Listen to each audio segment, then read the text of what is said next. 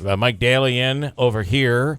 Good morning, Mr. Daley. And we had a story last week that we're still working on and still digging into. The question still remains, can Herkimer County, there's been an overpayment based on, at least going back the last 6 years, there has been an overpayment to towns and municipalities but when it comes to sales tax revenue.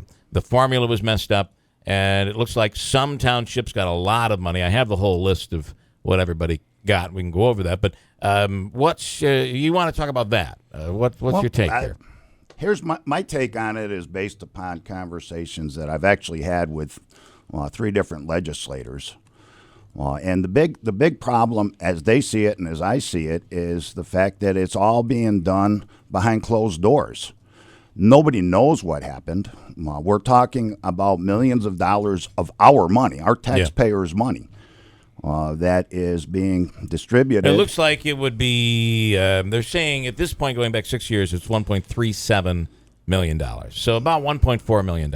And I understand it actually goes back much further. Millions. If you go back further, I got to tell you, there's evidence that if you go back further, what Wallace told us, his first name again is Jim. Jim Wallace. Why I said John, I don't know. Jim Wallace was on the other day, and he had said that Little Falls received about $675,000, that they didn't go back. I believe there's some evidence out there that says they did go back quite a few years when it comes to Little Falls, and Little Falls alone has received over $1 million. But at the end of the day, I don't think we're talking about millions. We're talking about in the range of at least the 6 years, that $1.37 million. And I guess it is kind of being done behind closed doors, although they say they've been very open about it. It's just nobody's picked up on it. And he came out to talk about it. And I thought he had an answer for everything we asked. I did. I thought he answered things very well. I can tell you that you have some legislators, and I don't know why they don't do it openly and publicly, that are upset that it's not being done so that everybody understands. Just say, we made a mistake. Here's how we made this mistake, and here's how we're going to correct it. Right. But how does the public have any confidence in the legislature? Because all they tell you is, we looked at it, we corrected it, we're not telling you how it happened or how we corrected it. That's what upsets the legislature. It should upset every one of the voters, too. And how does that affect, you're running for DA. Where do you come in? I am assuming you have a way to parlay this into the DA's race. Well, the whole system in Herkimer County is just that. And this is when one of my prior interviews with you, we referred to the good old boy system. This is the good old boy system. It's more who you know than what you did. It's more of who you're related to than necessarily what your qualifications are for a particular job or for. Are you saying the Treasurer's Office is not qualified to do the job that they're doing? Well, clearly they're not. If they make $1 million mistake, there's a problem. I can tell you this, that the deputy treasurer, and I don't know what the cause of it is because nobody's saying, was fired and escorted out of the building. This happened only a few weeks ago. I can't tell you exactly when. I do have to say, though, Manasseh, you looked into that story. That was the woman, Crandall, who was the deputy treasurer, and you said you definitely looked into that story. I don't have my notes in front of me, and it was part of my questions also involved the possibly missing money or what had happened. I was told that, I believe I was told that nobody was let go because of this. Because of that. But you have a very well-connected political family in the Crandalls.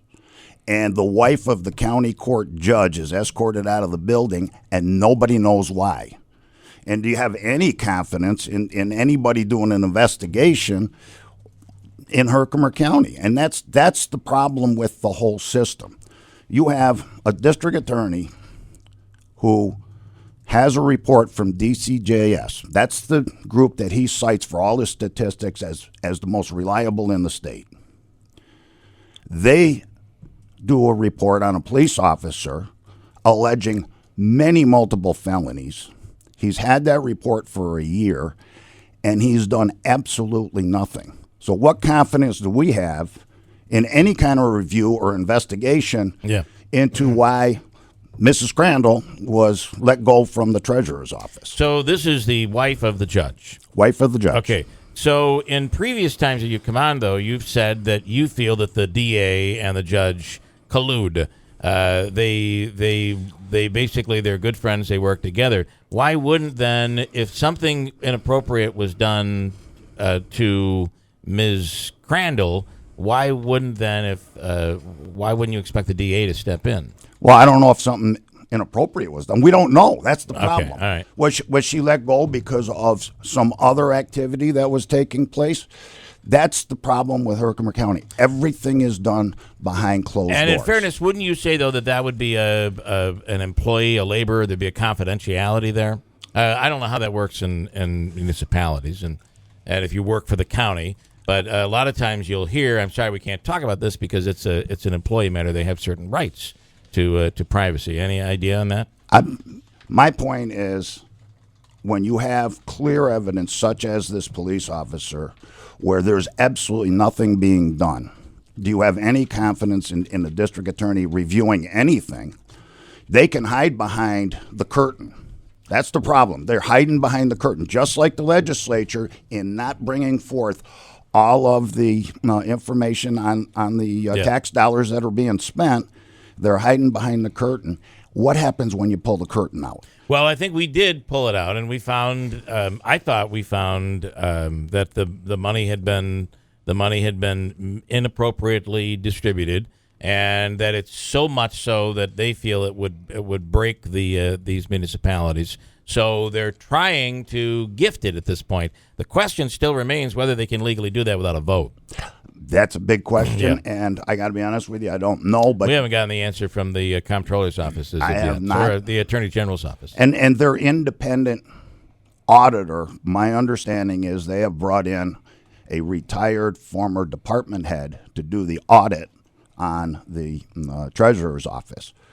What I have. So you're saying there's somebody inside as the independent auditor? I believe that's what I have been told directly by members from the county. Okay, and then the last question, and I'll let you go, is what would you, so with all of this going on, and you feel that there looks like there's impropriety, how would you, if you were DA, what would you do? Well, first of all, we don't know what happened because nobody's telling us what happened. That's number one. But as district attorney, you have to conduct whatever investigations. You are the point man in the county. If there's criminal activity, you're the one that has to do an independent investigation. I would have called in the state comptroller's office and had them review all of the books out of the treasurer's office. I've used them before in issues that involved municipalities. When I was district attorney, they will do a complete audit, just like DCJS did a complete investigation on the police officer. And then you review it and you decide what to do. You don't do it yourself. Got it. You'll get an independent audit in the case of the treasurer's office from the state comptroller. All right, and you realize we're going to offer up the opportunity for Mr. Carpenter to respond. And, I'd ask him then again why he's not debating, because I've sent him letters, registered, certified. He refuses to even sign for them. I've sent him emails. He refuses to acknowledge it. Been asking. I've got to ask again. Is there no independent organization that's spearheading the effort to have a debate, or is this? Wasn't the chamber trying to do something? The Chamber of Commerce, which conducted the congressional debate, offered to host the debate if he would agree to participate. He won't even acknowledge the fact that offer has been made. Have they reached out to him? Do you know? I'm just going to be honest here. If my opponent, if I thought my opponent was organizing the debate, I might be a little leery to participate. I don't understand why the onus is on you to contact, mail, letter your opponent to invite him to a debate. There should be a third party that takes. Well, I do know that we have made an attempt. I believe that Stephanie has. You are correct. We have. And at this point, in what you're talking about, I don't know why the Herkimer County Chamber then wouldn't take the lead. Yeah.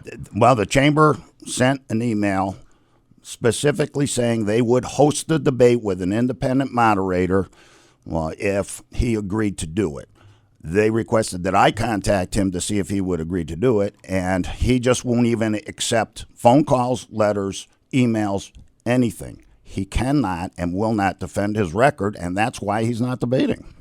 All right. I will say before he said he wouldn't debate you because it was a Republican primary and you were a Democrat. Well, now we are in the general. We are in the general. And you are now a Democrat. So you're an odd-looking Democrat for me.